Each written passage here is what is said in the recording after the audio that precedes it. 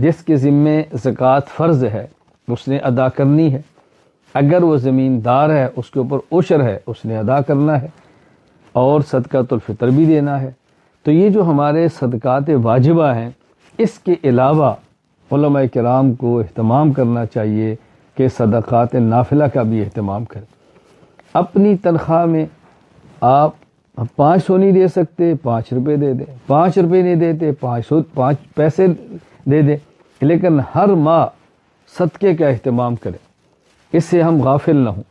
صدقات کا اہتمام کرنا ہے، جہاں دنیا میں صدقات کی برکت سے مصائب ختم ہوتے ہیں، تکالیف ختم ہوتی ہیں، آلام ختم ہوتے ہیں، اللہ کا غصہ ٹھنڈا ہوتا ہے، وہاں آخرت میں اس کا بہت فائدہ ہے، آخرت میں اس کی بہت ضرورت ہے۔ یہاں کا 1 پیسہ اور 1 روپیہ کیا قیمت رکھتا ہے، یہ قیامت کے دن پتہ چلے گا۔ یہ بات ایسی ہے کہ جو علماء کرام کو سمجھانے کی ضرورت نہیں ہے، میں صرف یاد دہانی کے طور پہ عرض کر رہا ہوں کہ مالی یا بدنی عبادات جو فرض، واجب اور مؤکد ہیں، ان کے علاوہ ہم نے نفلی عبادات کا اہتمام کرنا ہے۔